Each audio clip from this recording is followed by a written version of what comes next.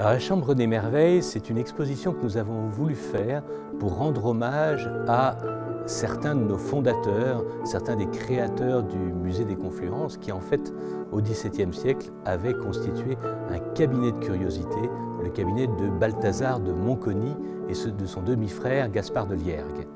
Alors je trouvais ça intéressant, c'est vrai qu'on n'a pas l'habitude de voir ça dans les musées, cette espèce de truc assez éclectique où c'est assez éclaté, on voit plein de choses et ça m'a rappelé un peu l'origine des musées, ces cabinets de curiosité qu'on voyait à la Renaissance où en fait tout se mêlait, les curiosités naturelles et les curiosités artistiques. Là on a vu plein d'animaux, plein de curiosités qui venaient du monde entier avec aussi des objets travaillés plus artistiquement.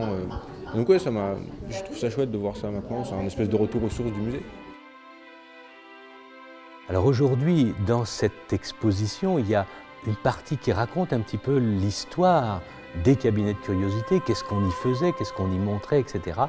Et l'exposition se termine par une réinterprétation d'aujourd'hui d'un cabinet de curiosité avec ce qui en faisait le côté merveilleux, c'est-à-dire des centaines d'objets disposés du sol au plafond et qui représentaient les plus étonnantes curiosités que l'on pouvait trouver de par le monde.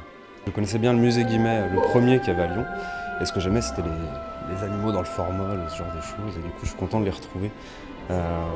Donc j'aime beaucoup, et puis j'aime beaucoup comment ça a été fait, les papillons, les poissons, enfin non, vraiment j'aime beaucoup. Et ce qui est impressionnant en fait, c'est de voir tous ces animaux très différents regroupés à un même endroit. La limule, ça j'en avais vu que dans des émissions, et là la voir en vrai, je sais pas, ça fait quelque chose.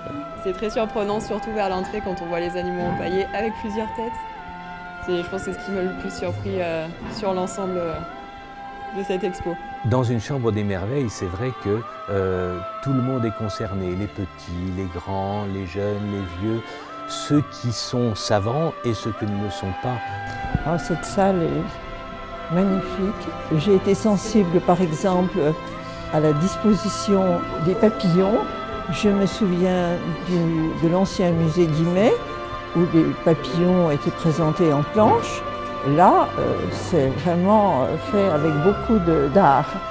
Si nous avons voulu prolonger cette exposition aussi, c'est parce que le public y retrouvait à la fois, je dirais, l'esprit d'une époque et aussi un peu de l'esprit de ce qu'a été le Muséum d'histoire naturelle lorsqu'il était ouvert, c'est-à-dire un lieu dans lequel tout était mêlé avec une sorte de grand mélange, de grand bric-à-brac, mais où chaque pièce peut attirer notre regard, attirer notre propre curiosité.